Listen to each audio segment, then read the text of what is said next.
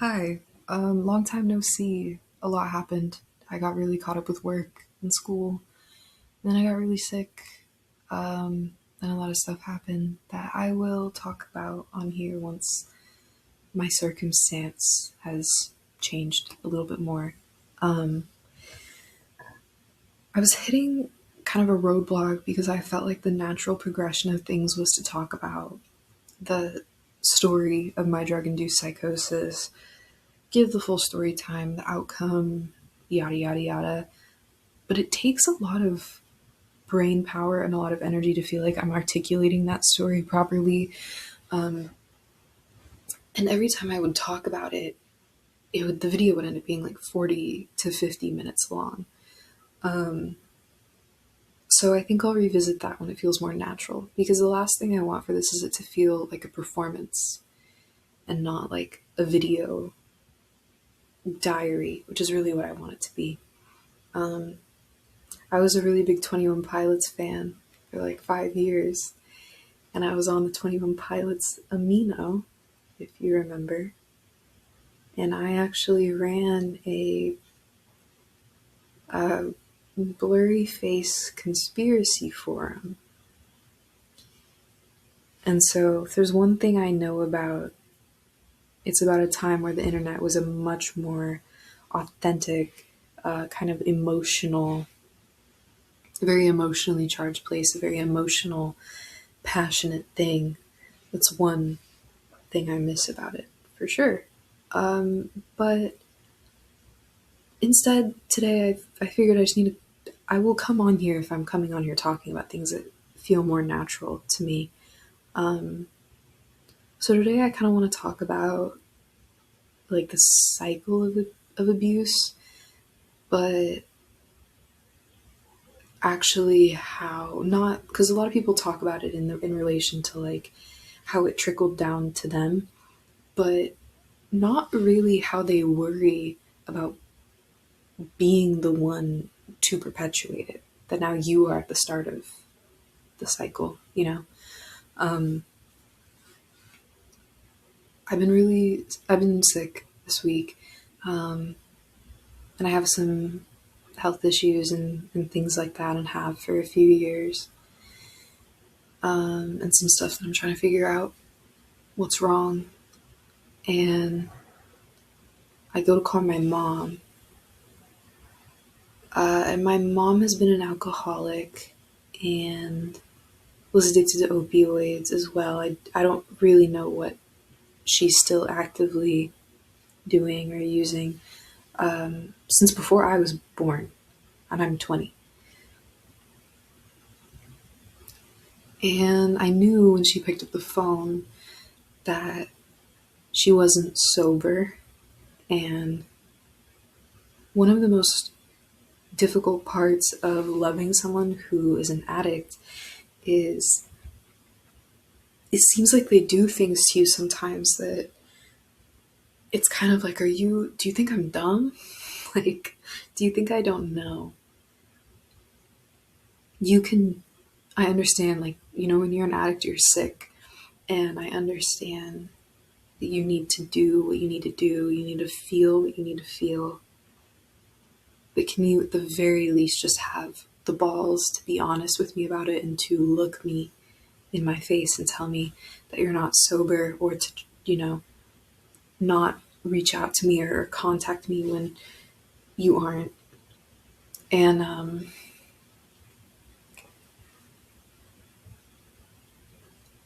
no matter how old you get,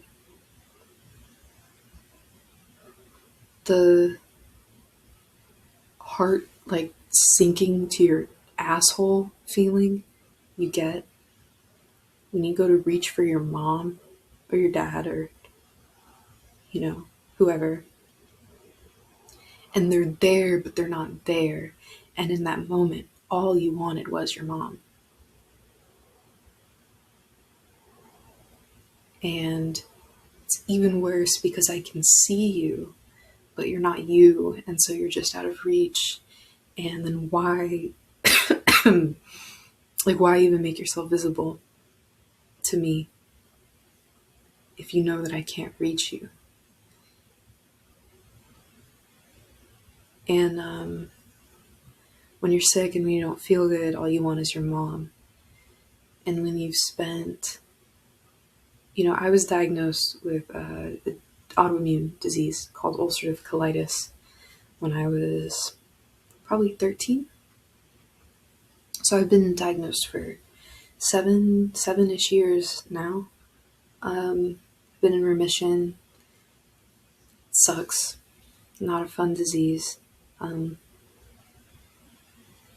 but I remember, and this, like, the wound of having a parent that's an addict is lifelong, or, it starts whenever their addiction starts. And because it was before I was born, for me, it's a lifelong wound. Um, but when I was going through my diagnosis and my symptoms, and then the years following, the feeling of, it's like you're a kid and your body is slipping out of your control and you're hurting and things are changing that you don't understand, and you turn to your mom naturally to tell you that it's going to be okay, because if your mom says it's going to be okay, then it's going to be okay. And when she's not there all the time, um, you just have to, like, kick it into high gear and into survival mode and learn to white knuckle your way through it. And you learn to grit your teeth through being really, really scared. Because when you're a kid, all you know is how to turn things inward on yourself. If the environment is unstable, how do I make myself the most stable? How do I keep, if the environment is crazy, how do I keep the inside of me super unwavering and calm? And when mom and dad aren't safe, then I have to be the safe one for me. But then when you get older and you're like really hyper independent now, as a result of that, I remember, my parents would say it was the, like, weirdest thing about you. When you were a kid, you would fall and you'd get hurt and you'd go to cry. And then one of us would go to comfort you, and then you'd get angry that we were trying to comfort you. And it's funny because they would bring that up, like, oh, it's such a funny quirk you had, but it's like, no, it's because I had gathered that comfort, that the price of indulging in comfort was coming at the fact that I know it's not stable. I know that I can't get it next time, or that the chances that I'll be able to get it next time aren't certain. And so now I don't want it. I want everything to be as stable as possible. And so now you're an adult, you're a young adult, and you're really hyper independent. And now I'm here, right? And I find that I can be so angry at the world. Like, I have so much resentment built up, and I hate it because I don't want to be an angry person. I don't like being angry. But you just it starts to fester, like, every time that it's like I needed something and it wasn't there, and I was helpless and I had no way of getting it. And so I push through and I push through and I push through, and I can't keep pushing through forever. And I so badly, I want someone to come along and to make me feel like I can be small. But then, because now you're so hyper independent and people perceive you as so cold or angry, nobody wants to treat you that way. And then it becomes this, like, self-fulfilling prophecy. And I noticed that a lot. I have a lot of friends who were really, I guess, really one very close friend who was also really very neglected as a kid and kind of forced to just nut up and self soothe. And she's really similar to me now. And when my mom called me and I knew over the phone that she wasn't sober, I got so angry and I wanted to yell at her and I wanted to say mean, hurtful shit that was, I mean, true, and how I was feeling. But it's like, then you find yourself wanting to do things and act in ways that literally just perpetuate the cycle. Because at some point, and I see this a lot with like the whole like you don't owe anybody anything mindset, which I really hate because it's not true. But it's people are always talking about cycle of abuse, how to stop a cycle of abuse. But sorry, I'm sitting so far away from the camera. My back hurts, so I'm trying to like lean. People are always talking about cycle of abuse, but they fail to see that the cycle of abuse is also part of that is when you get really, you feel, you start to feel, this is like such a scary thing to say. You start to look for places to put your anger. You start to, whether it starts as like, oh, like you're bullying someone, right? Like those are things that I guess are way more obvious in terms of the cycle of abuse, but like that mindset of like, no one was there for me, and so like just shut everybody out, just focus on yourself. And it's like that's really how it starts. That's really how it starts. And that's probably exactly what my mom thought before she started taking pills and getting shit faced drunk when her kids needed her. It was probably like, my life has been horribly painful. Nobody was there for me. Nobody took care of me. And so I deserve this little moment to myself. And it's not that we don't deserve these little moments to ourselves, it's that unfortunately there is no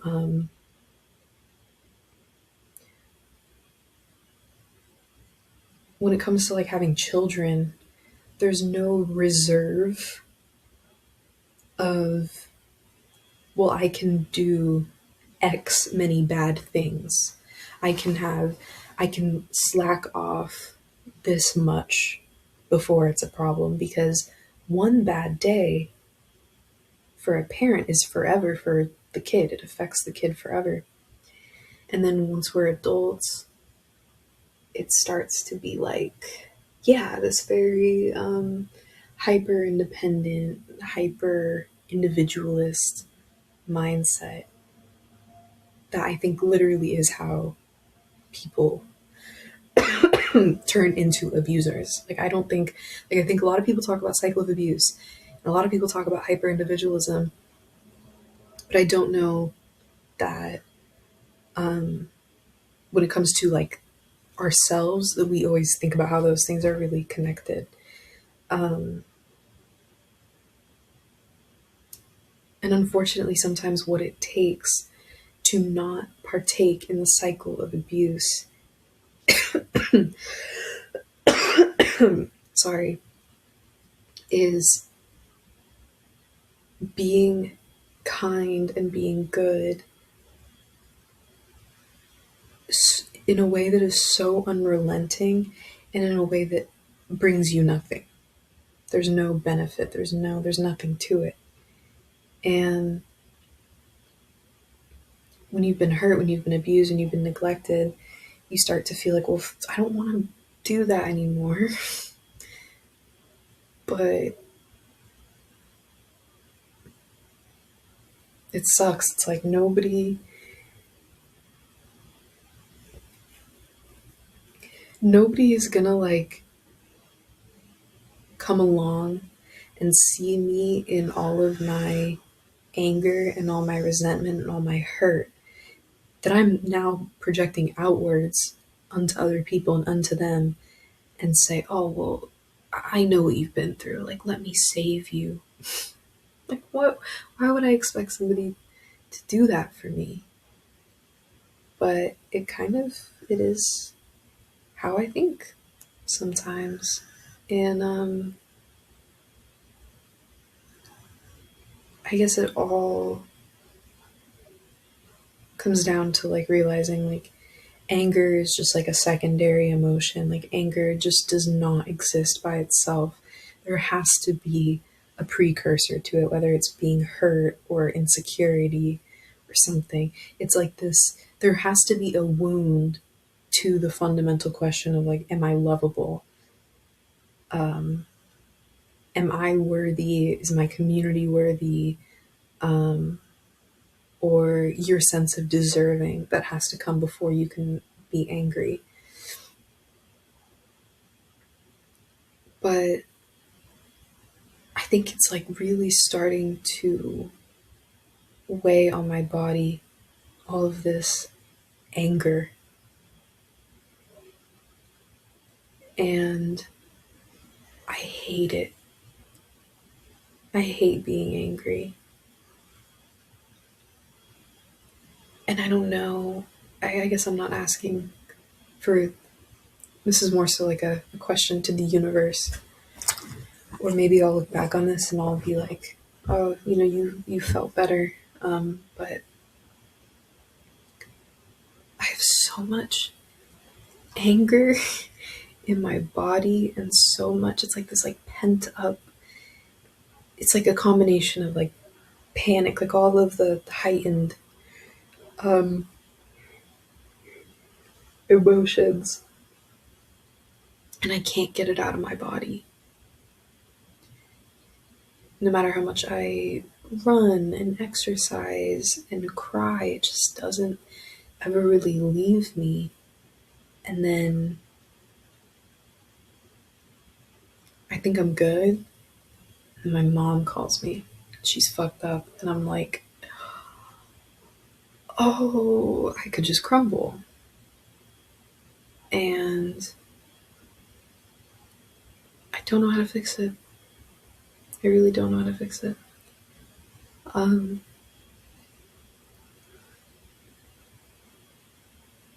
wow. I I guess that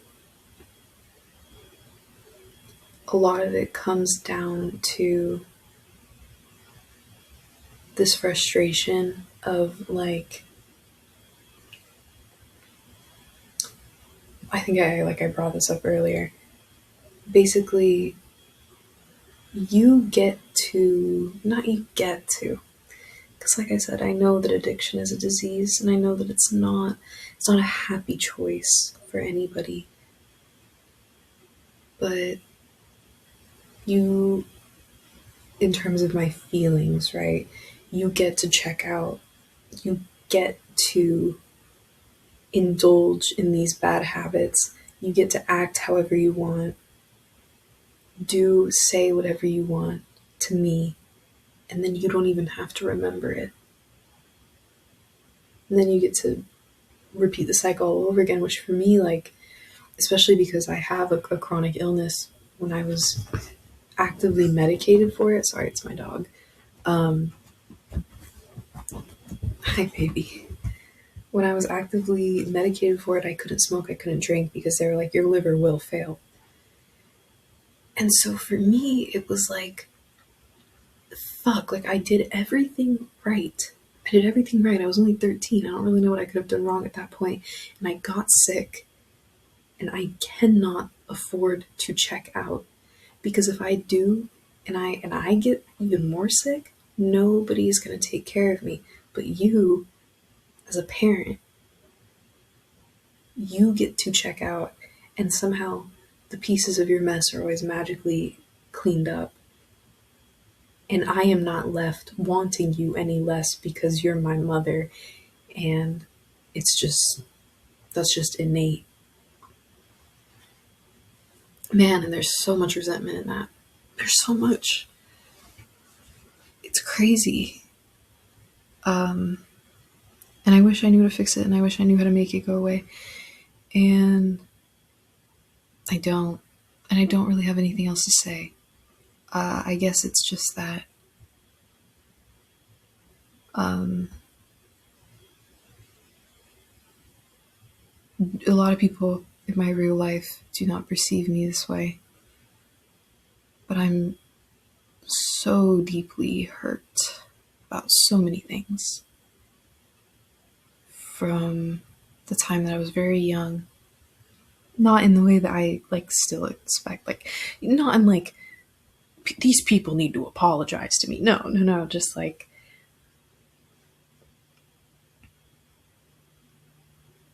don't know if this is how it is for anybody else. I don't feel like I look back at the emotional wounds that I acquired when I was 9, and I'm like, oh, and that's healed. That's scabbed over, it's scarred over, and it's healed. I don't even feel that way. I feel like everything is still so raw because it's also interconnected.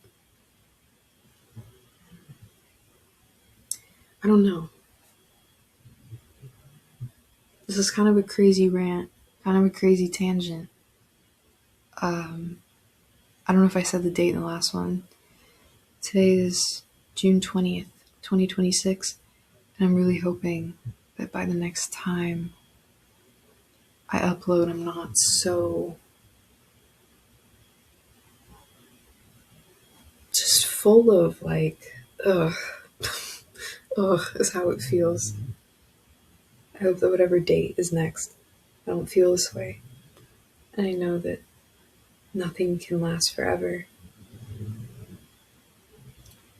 But, I don't know. I've just been feeling like I've been pouring from an empty cup recently. And then I get all angry because I'm like, oh, so many people have moms that they take for granted. And then it's like, why am I fucking mad at people because they have a good mom? Do you know what I mean? It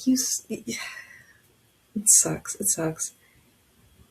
But having an addict in your life really makes you start thinking thoughts about things that you can't really say them out loud. You know that you can't. But I need to go the fuck to sleep. This was probably really incoherent. Good night.